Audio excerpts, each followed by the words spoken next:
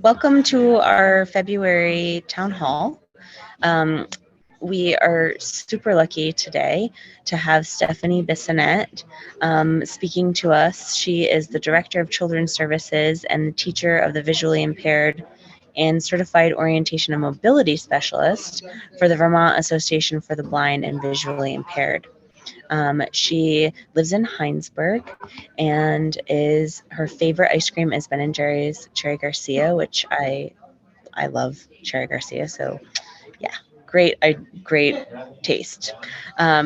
So this is our disclosure statement for our CEU purposes, that there are no financial things that we need to disclose to any of you. There's no financial gain for any of us in these educational series. Without further ado, I'm going to turn it over to Stephanie, and thank you for being here to talk to us today about vision. Thank you. Okay, everybody should be able to see my, whoops. I think I paused my screen or something here. Resume share. All right, I was trying to make this back to the beginning. All right, here we go. So thank you for that nice introduction. I can skip most of this slide. I'm assuming you're all seeing the second slide. So did it go? Okay, great. All right, so I just thought I'd say a funny story about my journey involving nurses. So when I was 8 years old, I got hit in the right eye with the end of a jump rope that a boy was whipping at the bus stop. And it ended up, the short story is I ended up with glaucoma. But the nurse part of the story is by the time I got to the emergency room, it took like 4 nurses to hold down, everybody had a limb holding me down so that the ophthalmologist could look into my eye. And clearly, that's etched in my memory. In addition to, this was back in the 70s, I had to spend, at that time, 3 weeks in the hospital with patches on both eyes. And the funny part of the story is the little girl in the bed next to me came over. Now, remember, I've got patches on both eyes, and she says, "Can you read this card to me?" So even though I was in 2nd grade, I could read. So I took my good eye, the patch, and I lifted it and I read it to her, but I totally got busted by a nurse that said, "Stephanie, put that patch back on." All right, let me tell you a little bit about the Vermont Association for the Blind and Visually Impaired. We began in 1926 by Helen Keller. We reached nonprofit status in 1946. And then we had our first permanent office in 1976 in Burlington. And as services grew in the 80s, we ended up with 4 regional offices. And as of today, that's South Burlington, Rutland, Berlin, and Brattleboro. We provide services from birth to end of life. So today I'm talking about children's services, but if you know of an adult who is struggling with their vision, please make a referral. And our mission is to enable Vermonters. I'm looking for my mouse here. There we go. So I can shrink this. All right. Our mission is to enable Vermonters who are blind or visually impaired to be independent, cultivate adaptive skills, and improve their quality of life. So there's a second agency that works with the visually impaired. So you may hear the Division for the Blind. It's a branch of higher ability. They work with adults, and it's all about pre-employment, staying employed. But we work very closely together to make sure that services are smooth from birth to end of life. We also have a summer pre-employment program for students ages 14 to 24 called Learn, Earn, and Prosper. So in Vermont, there's 2 agencies, the Vermont Association for the Blind and Visually Impaired and the Division for the Blind. And it really doesn't matter if you call one of them, we'll make sure you get to the right place. All right, so today's objectives, that by the end, you'll either learn or confirm why vision screening is so important. You'll know some common issues with children with visual impairments and increase your knowledge about the different equipment that's used by teachers of the visually impaired to perform our vision evaluations. So there's basically 4 major jobs at the Vermont Association for the Blind and Visually Impaired. The TVI teacher of the visually impaired. We're licensed by the Vermont Agency on Education. Certified Orientation and Mobility Specialist. I'll get into these details. THSeries stands for Certified Assistive Technology Instructional Specialist. That's a mouthful. And Certified Vision Rehab Therapist. So the roles and responsibilities for the teacher of the visually impaired revolve around what we call the expanded core curriculum. Everybody knows the core curriculum is science, math, social studies. Expanded is those concepts and skills that often require specialized instruction with students who are blind or visually impaired in order to compensate for their visual impairment. And there's 9 basic areas. So compensatory would be things like Braille instruction. We are certified Braille instructors. Socialization, making sure students meet their milestones. How do you find or make a friend when you can't see them, especially in the cafeteria, out in the playground? Daily living skills. You shouldn't be living with your parents for the rest of your life. And rec and leisure, no more couch potatoes. We need our students and adults to get up and move. Career education. Did you know that 70% of adults with visual impairments are unemployed? Assistive technology, most jobs nowadays require computer skills. Another area of the expanded core curriculum is the sensory skills. That's maximizing the other senses. Self-determination is all about controlling your life and not having those helping and hovering parents control the rest of your life. And then orientation and mobility for the future non-drivers. And I'll get into this in the next slide here. So the certified orientation and mobility instructor is required to complete 37 college credit hours. They're trained in non-visual travel skills. They're trained in the use of the long cane, monocular telescope, echolocation. We're also trained in human guide, protective techniques, alignment, meaning walking straight and not veering when you cross the road, because if you're totally blind, it's really actually easy to veer across a road when you're walking. Search techniques. There are specific techniques that blind people can use. You drop something on the floor, what's the best way to find something? The basic orientation, would be body image for a 3-year-old, learning their body parts. Spatial, where are you in the room, in the school, in your neighborhood, in your community. Direction, which way you're walking, environmental concepts, so on. Non-visual tasks, creating tactile maps. There are talking GPS systems, talking mobility apps, understanding the prerequisites to becoming a dog guide user. You can't go from being blind today and getting a dog tomorrow. Nope. You need orientation mobility lessons, and then you need a reference from an orientation and mobility instructor in order to get a dog guide. And then some of you will laugh that jargon is user-friendly. It's dog first and guide second. The orientation and mobility instructor teaches students to find destinations that include following directions, using landmarks, compass directions, crossing streets, intersections. There are traffic patterns that are predictable. If you stay long enough in any intersection, usually the lights are in a certain pattern. The students are encouraged to problem solve, especially if they get lost or disoriented, and they learn to use public transportation. The Certified Assistive Technology Specialist, this is specific for people with visual impairments. This is a postmaster's level certification. They have expertise in assessment, instruction, collaborating with the school, IT people. They know how to operate and instruct in both screen reading, meaning talking software, or screen magnification. Their expertise in Chromebook accessibility, Braille tablets. If you look at that picture, that's one of our high school students, and there are different type of Braille computers, but what's cool about this one is it actually has what I call an iPad screen.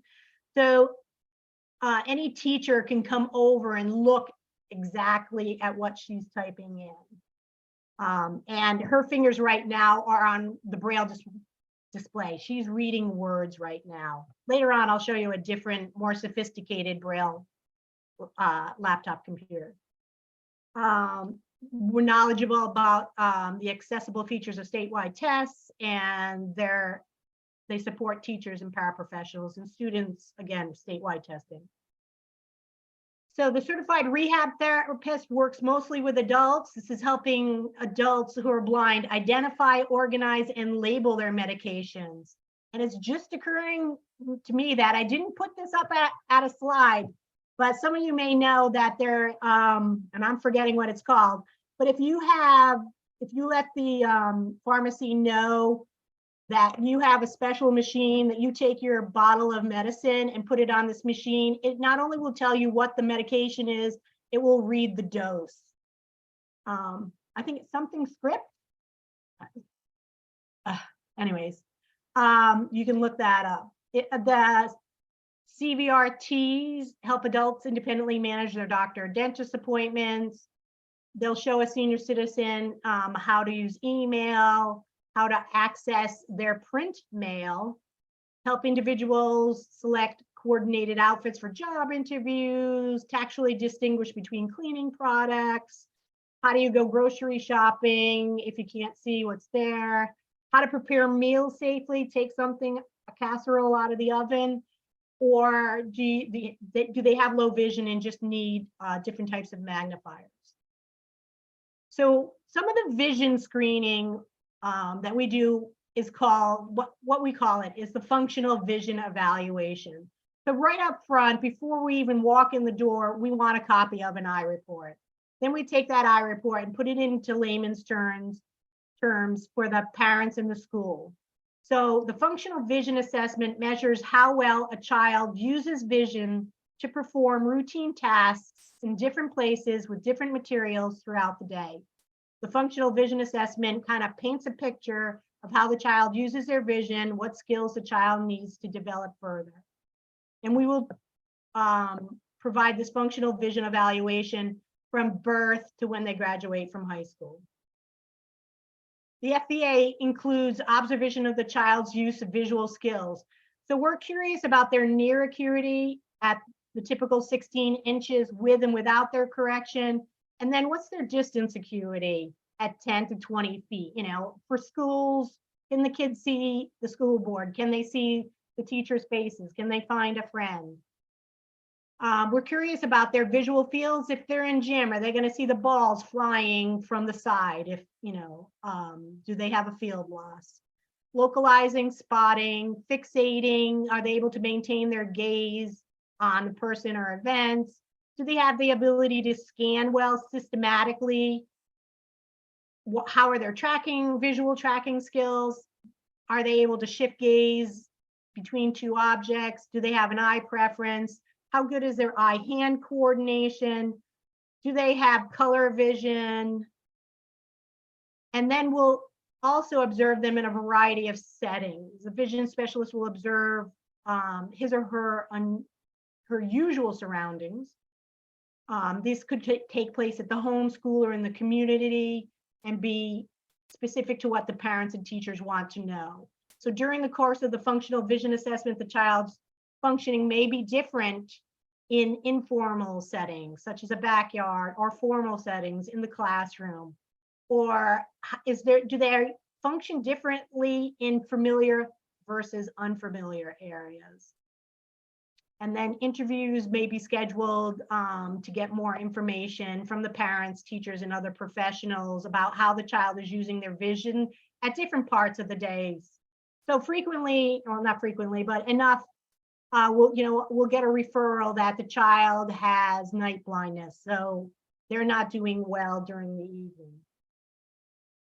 And then we take into consideration the environmental considerations, including the child's behavior. So environmental considerations, which the teacher certified, which means the teacher, the visually impaired, could include illumination. Do they need more lighting, less lighting?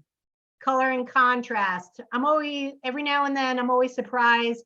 I have a color contrast test I'll show you guys in a little bit, that a student can read bold print, but cannot read any gray print. So they have a contrast issue there. The size of the print, we'll get into that a little bit later. The distance, how close do they need to be? Do they need to be right up on top of it? Or can they read at 16 inches? And time, latency. Does it take time for the child to visually process the information? So this is what a blank functional vision assessment looks like. You've got your, name, date of birth, all this information. So this is what it looks like when we write it up and fill it out, and we'll mail a copy back to the school and the family. And we'll want to know about the etiology, any field losses, refractive correction, and visual acuities with and without correction. We want to know about skills that are their typical visual behaviors, such as their pupillary response. They have a blink response. And right now I'm thinking of those kids with more complex needs.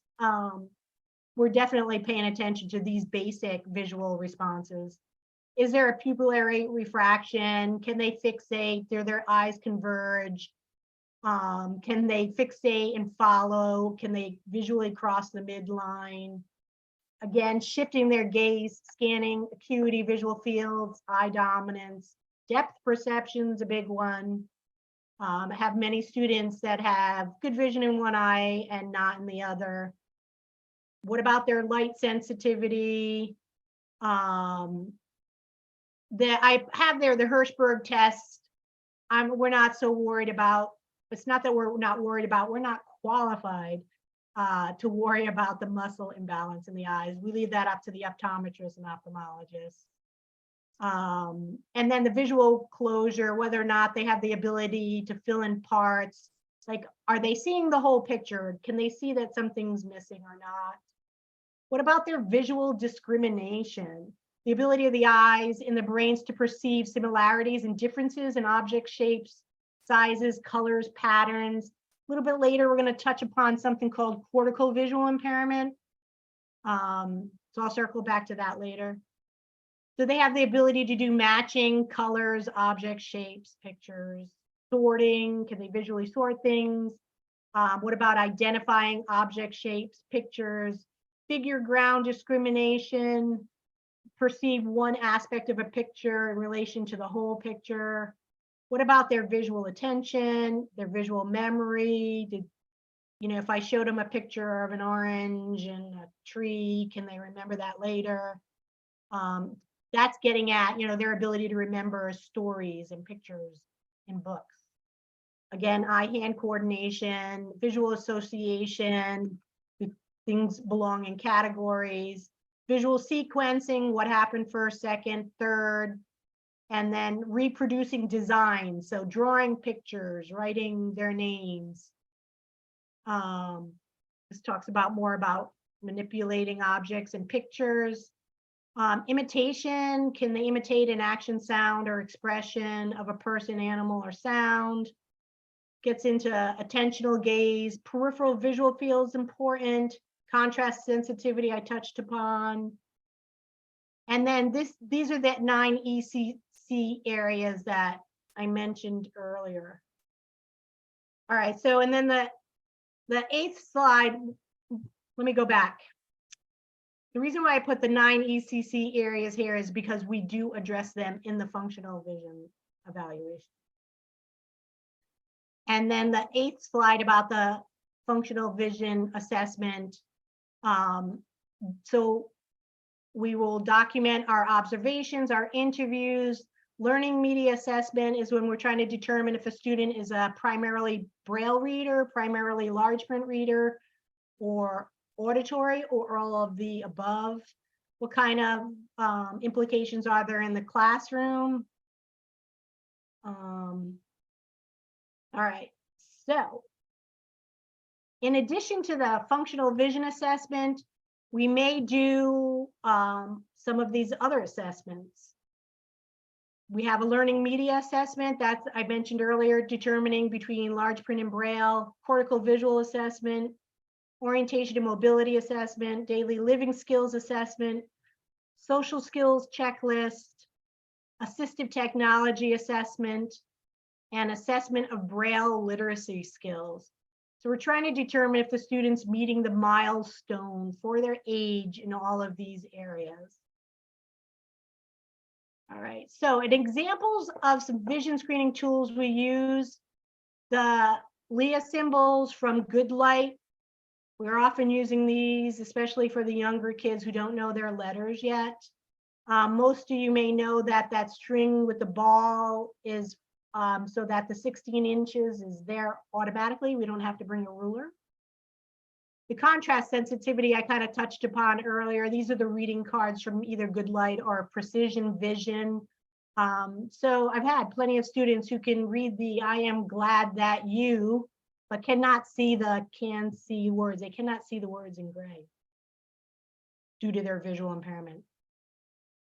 We have the color vision testing made easy in our bags, if you want to say, our to-go bags, our personal inventory bags. So this is obviously for young kids.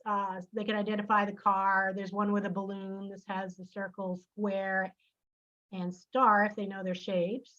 We do use the typical Ishihara color test for kids who do know their numbers. We use the Lighthouse distance acuity cards from Precision Vision at a distance of 20 feet. And obviously, if they can't do it at 20 feet, we come into 10 feet. We use the teller acuity cards most often with kids that are ages birth to 3, infants, toddlers, or nonverbal students with complex needs. This kind of gives us a ballpark of can they see something? Because sometimes it's really difficult to tell with the students with complex needs if they're seeing anything at all.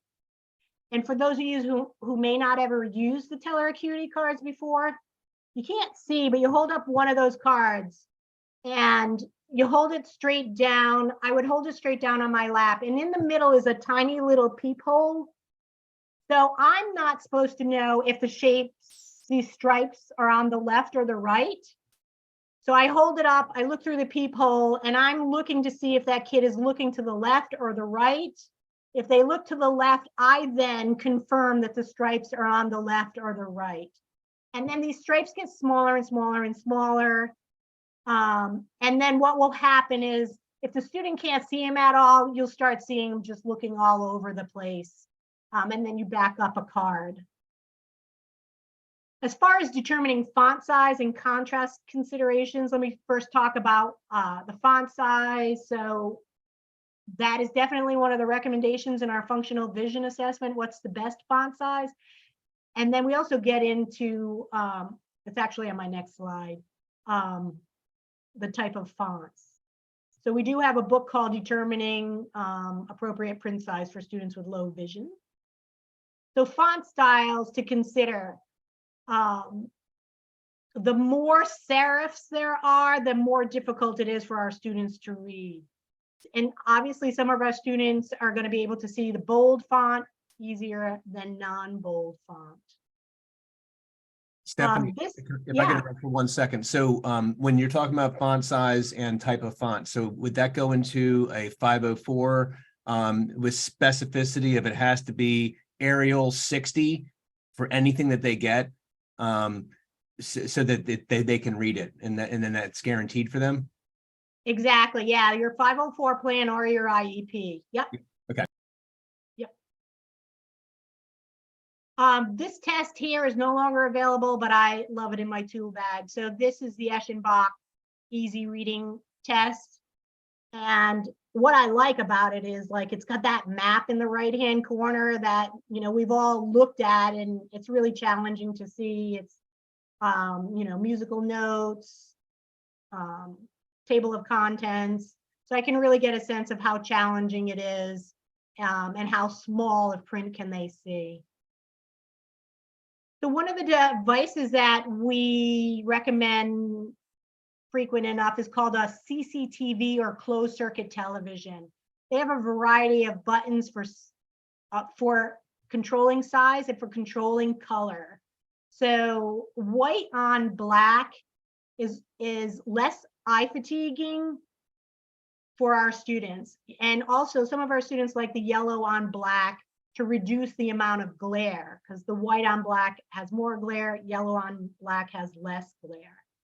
So these are a variety of CCTVs that our students use. The ones on the bottom are more of your handheld throw in your backpack kind, just for spot reading.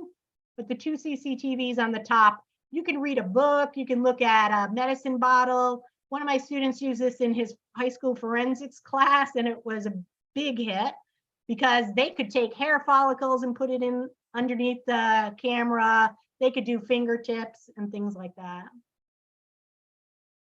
We have sunglasses color guide kits in our tool bag. And here's a variety of UV shields and tint kits that would be used with students that have light sensitivity, otherwise known as photophobia. And you don't know what color, you can't guess. You really have to have the kid put on the red one and you like it or you don't. Put on the yellow one, you like it or you don't. Put on the amber one, you like it or you don't.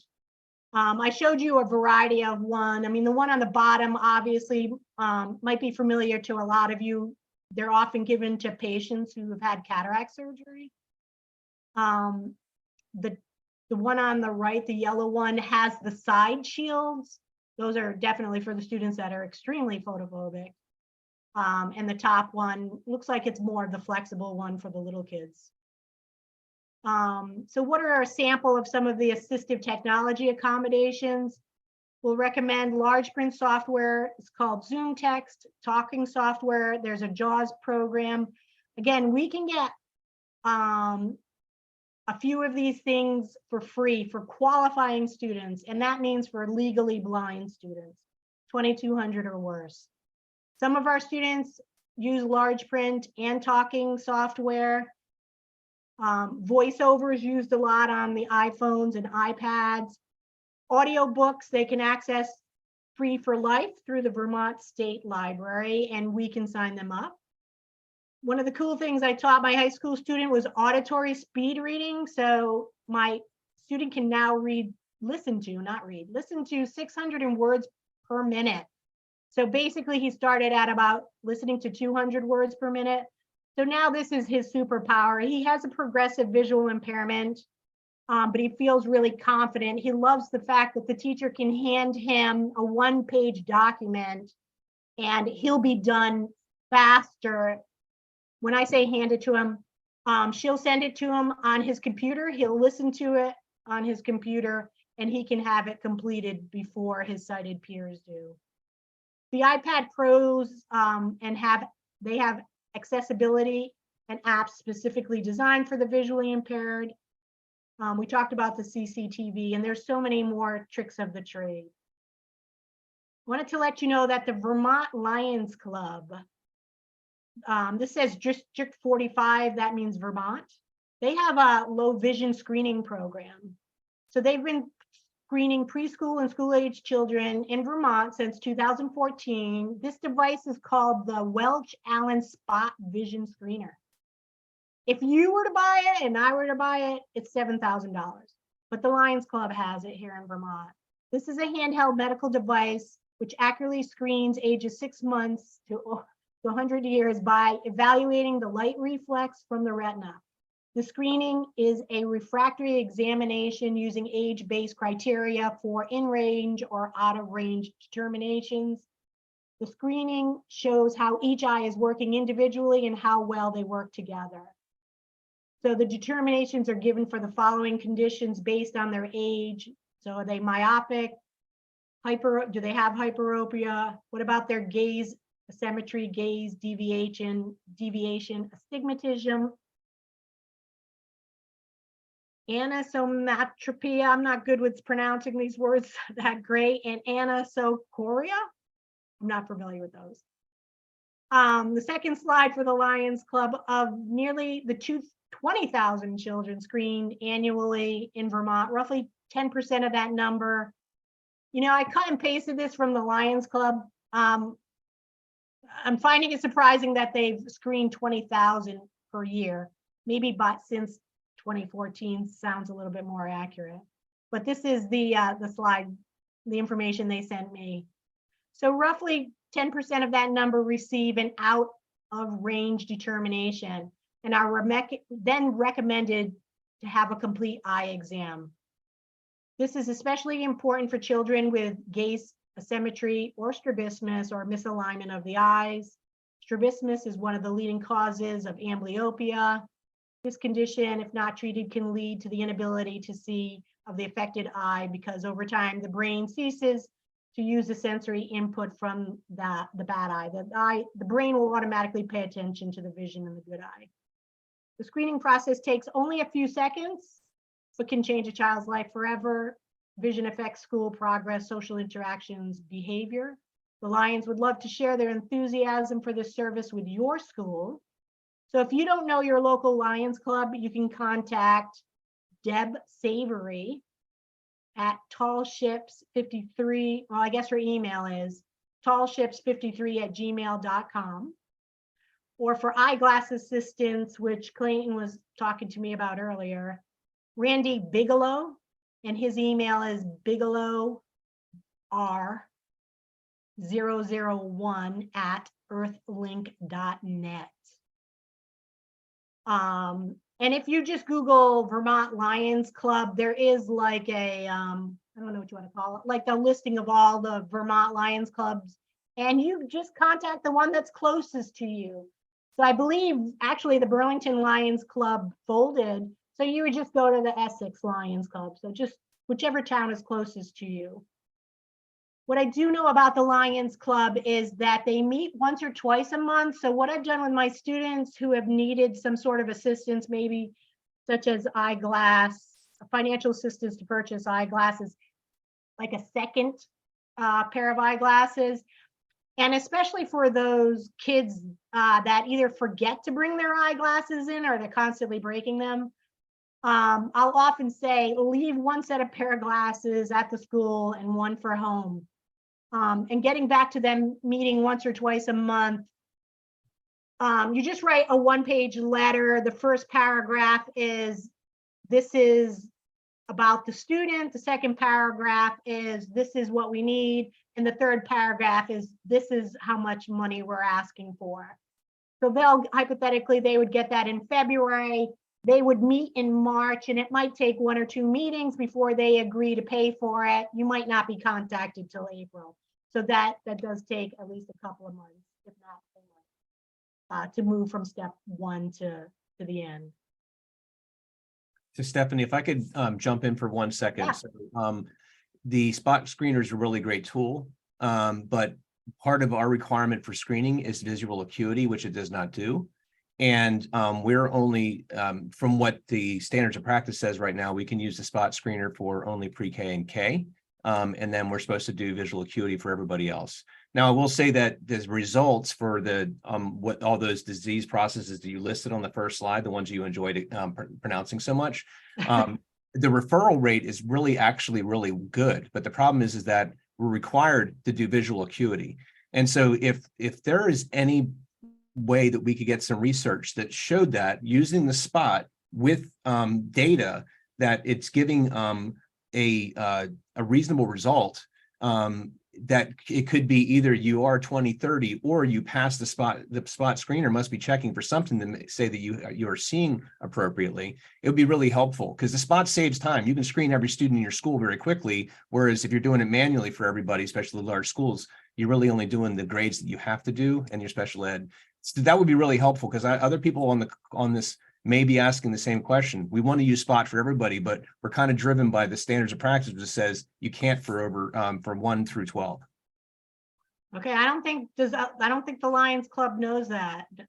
I think they do know that. Okay. I mean, I think that they've been told, but a lot of schools choose to still do it because we really get the referral piece of it's what's really important. Yeah. Is the child going to get to see a provider that's then going to help them with their vision? But the challenge is are we really meeting the standards of practice if we just use the spot?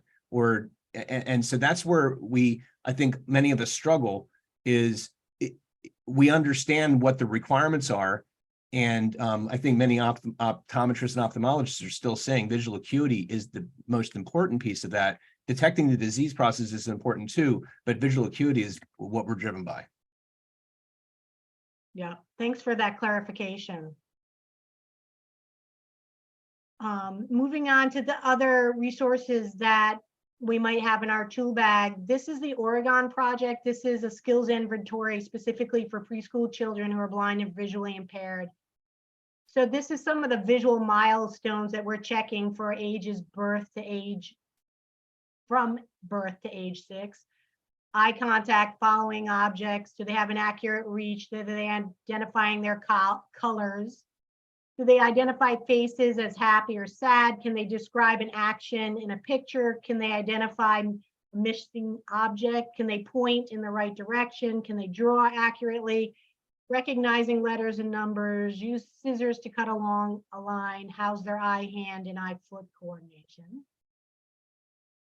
I wanted to let you know that our staff is responsible for registering our infants with something called the Babies Count program. This is a national registry for young children with visual impairments ages birth to 3. This is the only national database in the United States that collects epidemiological and demographic information for infants and toddlers between the ages of birth and 36 months. And they put this information into a database. So specific to Vermont, we can tell that we have more males than females and more full-term babies than not. We can tell what the primary eye conditions are. So CVI is cortical visual impairment. ROP is retinopathy of prematurity. Then there will be structural damage. ONH is optic nerve hypoplasia. Albinism, part of that is because of the hereditary component of there. That happens with albinism, retinal issues, and then other issues. And then whether or not they have additional developmental delays. And then do they meet the definition of blindness? Are they function at the definition of blindness, or they have low vision or typical vision? Obviously what their ethnicity is. And then how fast are referrals happening? So the average length in Vermont is 2.7 months, which is pretty good. The referral sources, this is interesting, mostly our referrals are early interventionists, only 10% from ophthalmologists, 10% from families. So another thing that we have in our toolkit is access to this APH, stands for the American Printing House for the Blind, federal quota system. So we can save school districts by purchasing products that are specific for students with visual impairments. So every January, I have an annual registration of all the legally blind students. And then APH will give me, the Vermont Association for the Blind and Visually Impaired, a pot of money. So in 2021-22, I don't know that I have the number there. We were given $468 for every legally blind student we had in the database. All of these products have to be purchased through the teacher of the visually impaired. So it might be large print Braille assessments, early childhood 3D books, math products in large print or Braille. That's a tactile matching kit in the bottom right-hand corner. This is a Braille large print anatomy poster and skeleton. That's that's a beeping ball.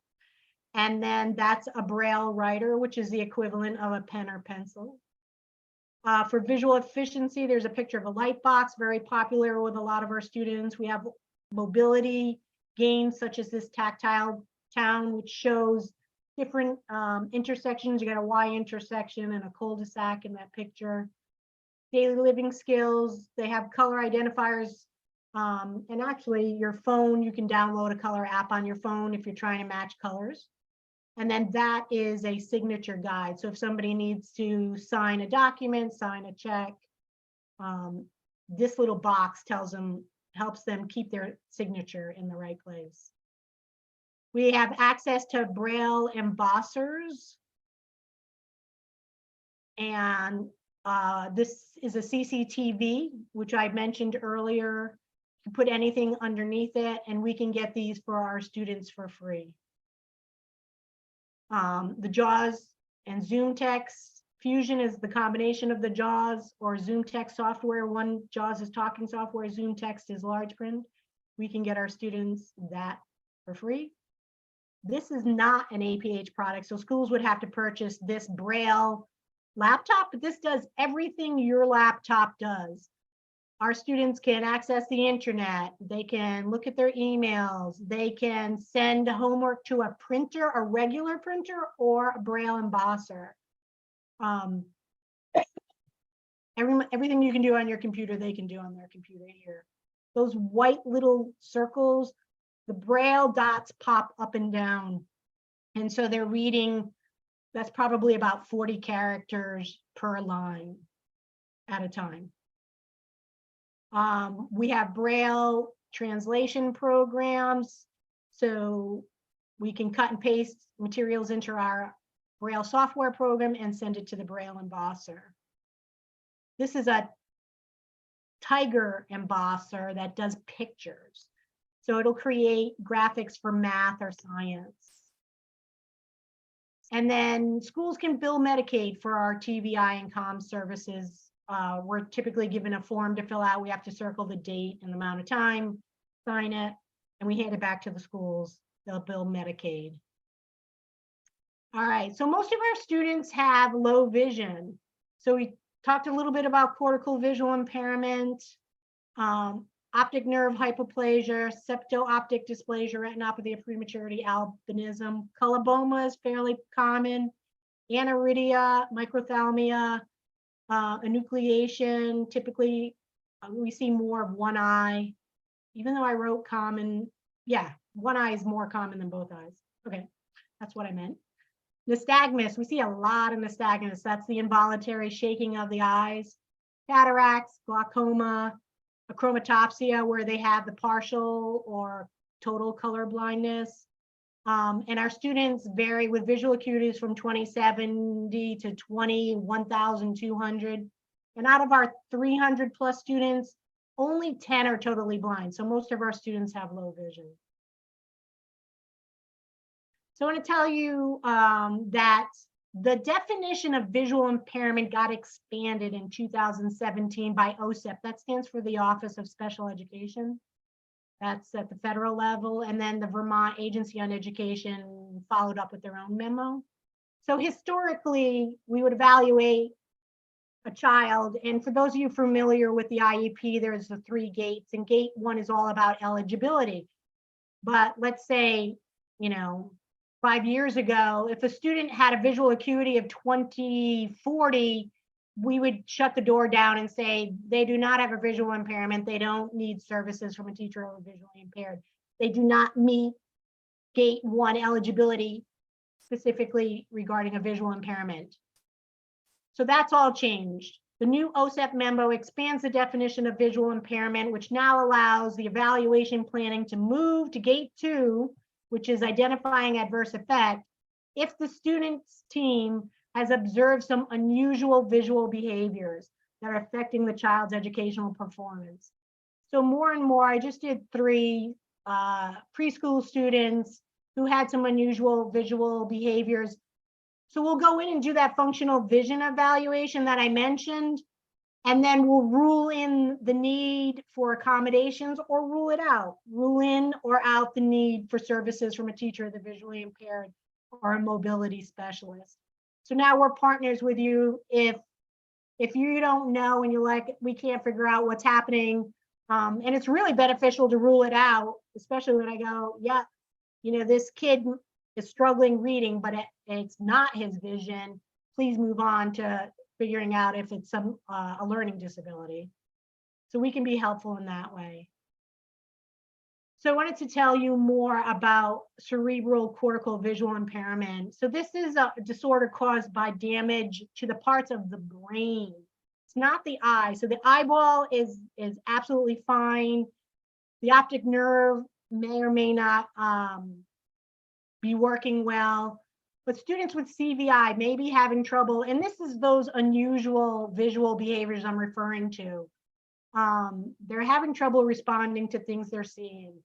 They're seeing certain parts of what is in front of them, like moving scenes, but that's the only time they're paying attention is when something's moving. So this is the kid. I'll have a parent tell me, well, they're always looking at the ceiling fan, like that, their vision always goes to the fan. The vision always goes to the cat moving, or the kid running across, but otherwise they don't seem like they're looking. They're having trouble recognizing faces and objects, or if mom, dad, and a sibling are there, they can't pick out who's mom. But if mom is the only one there, you'll see that smile come up. But if it's too cluttered, they're not processing any of the vision. They're not understanding what they're looking at. So parents may also notice that their child with CVI will respond slowly. That's that time latency. It may take them 30, 60, or a couple of minutes to realize that mom is there or something is there. They prefer to look at things that moving. I already said that. Prefers to look at things in the certain part of their vision, like using their peripheral vision. And then, as I mentioned earlier, kids will stare at lights in addition to fans.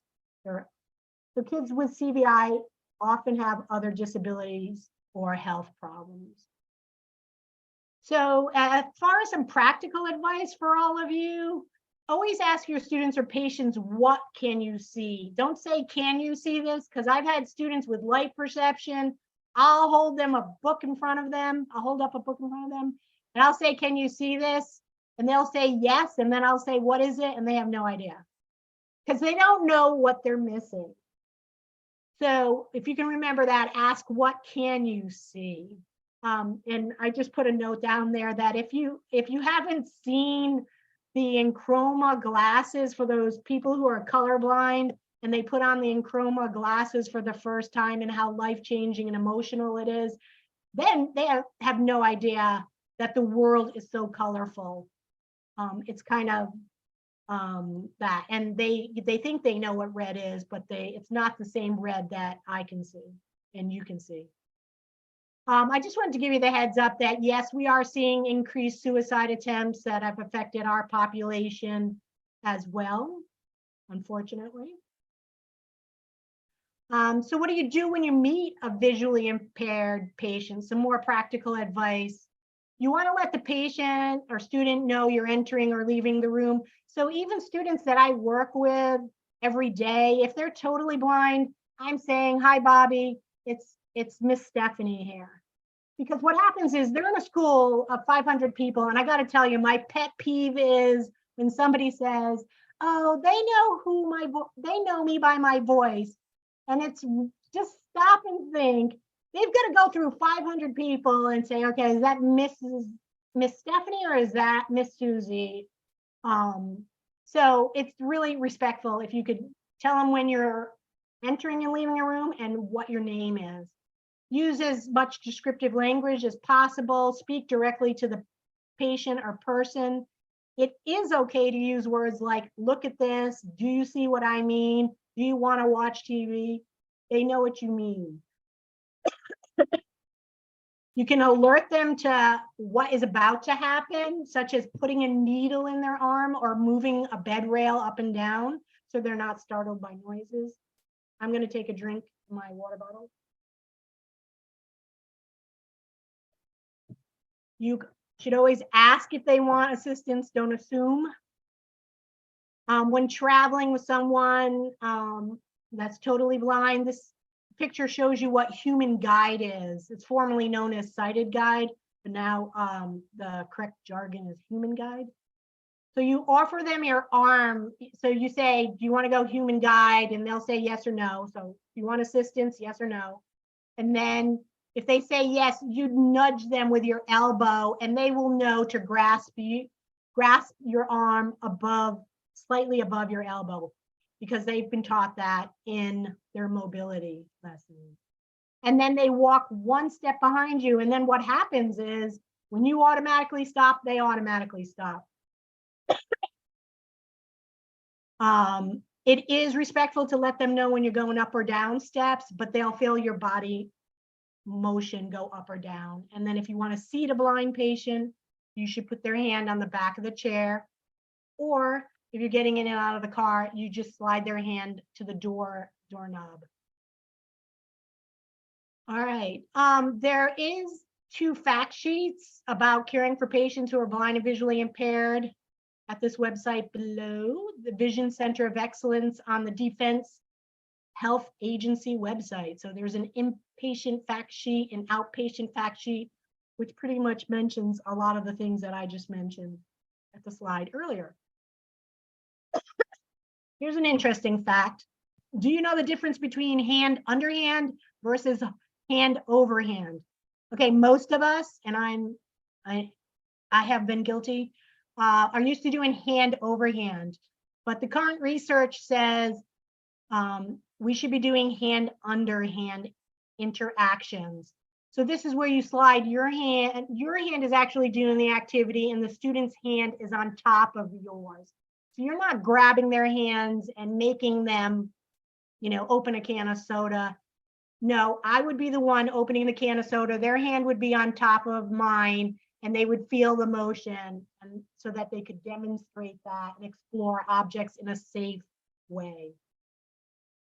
Here's another example of doing hand under hand. So it refers to physical prompting that involves the adult facilitator guiding the child's hands from underneath. And that way the child is not forced to comply. The Vermont Association for the Blind and Visually Impaired has this booklet called Educating Students with Visual Impairments in Vermont. It's on our website, and if you want a hard copy, I can mail it to you. But you could save it on your computer. It's about 50 pages long. It goes into depth about all of our services.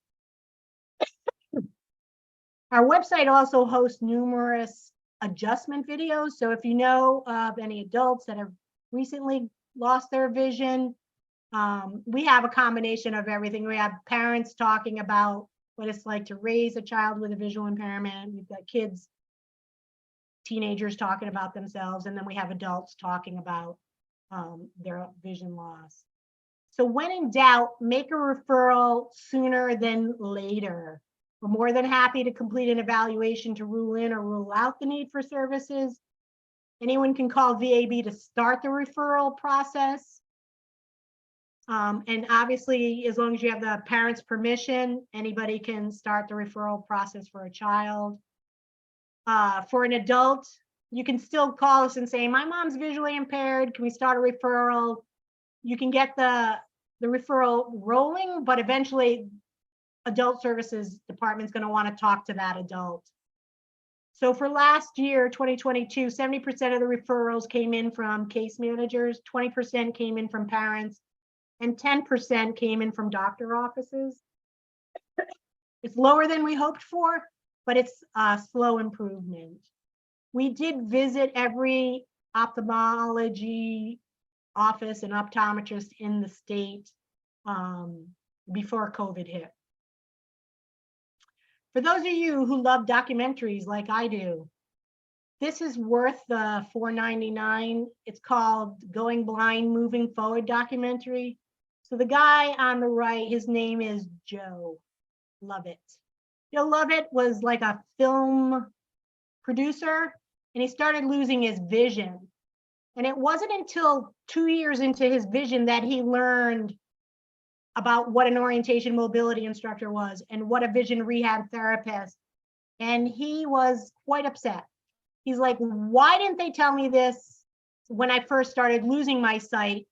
It would have made my life so much easier.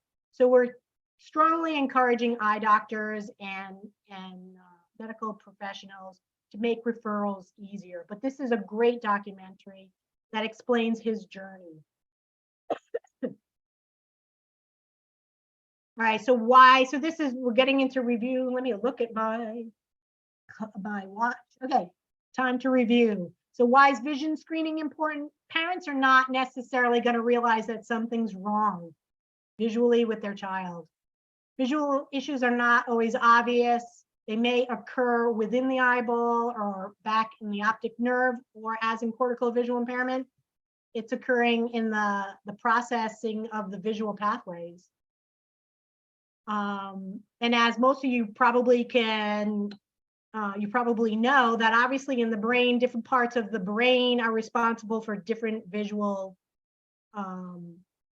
responsibilities. You know, for identifying color may not be occurring in the same part of the brain as reaching for a spoon and so on. Reading letters is not happening in the same area of the brain as something else.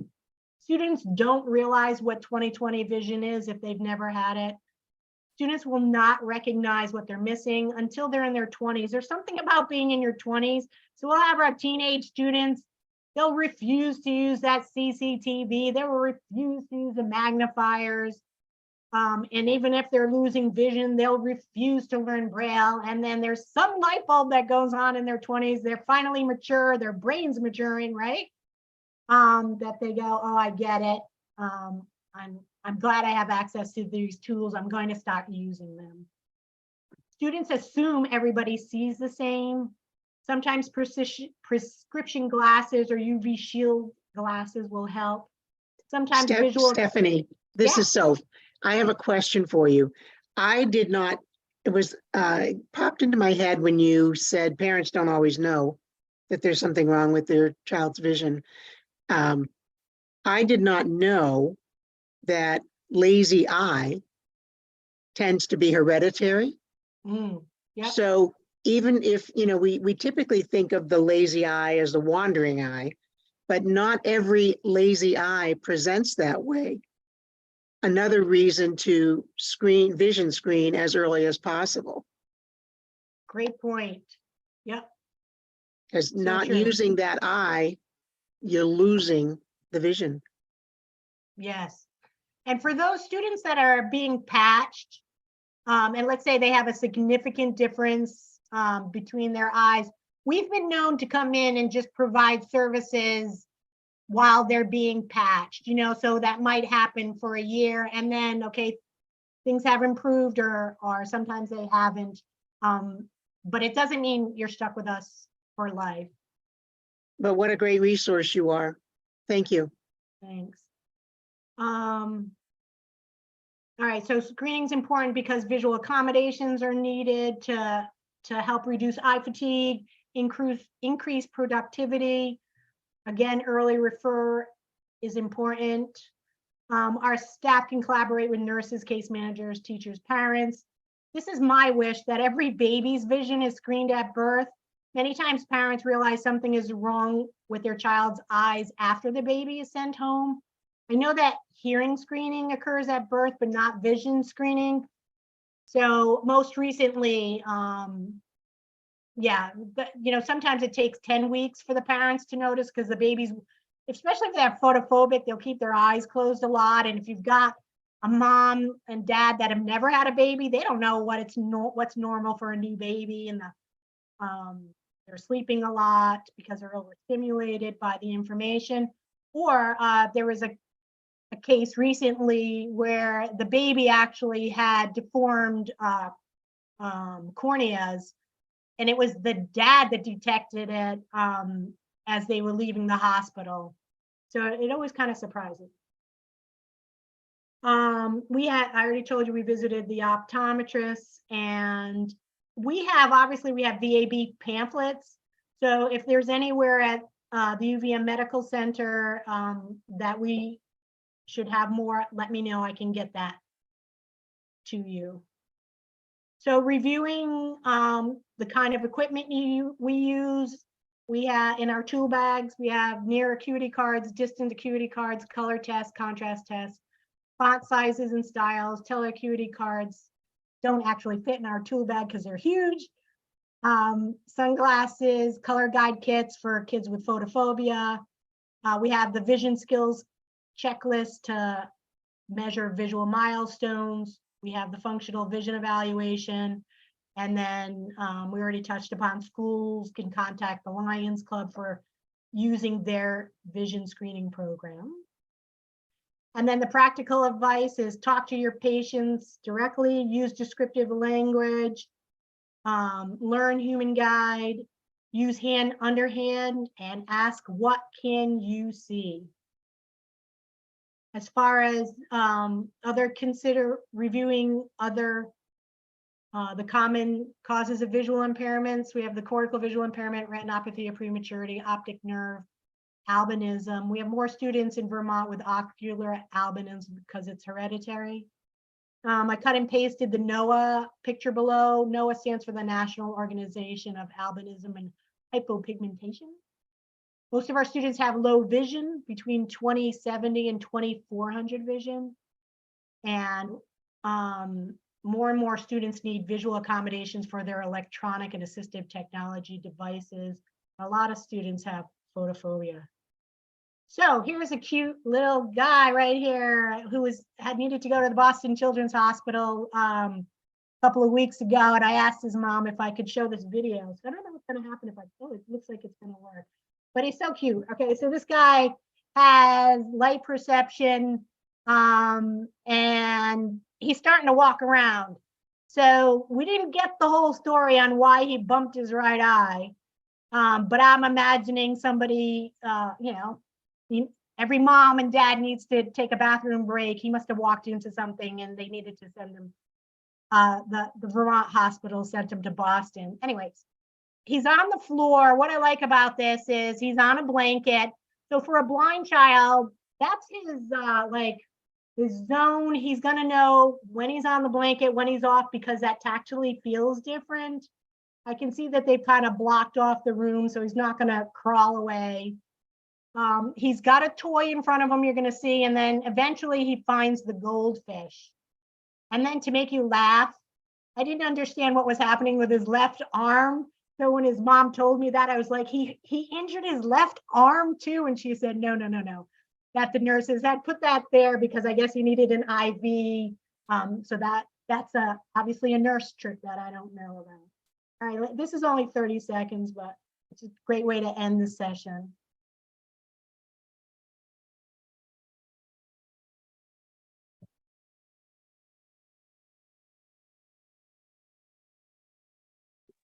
So he's grabbing his toy.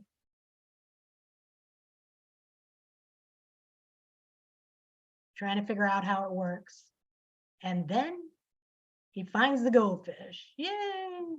He's feeding himself.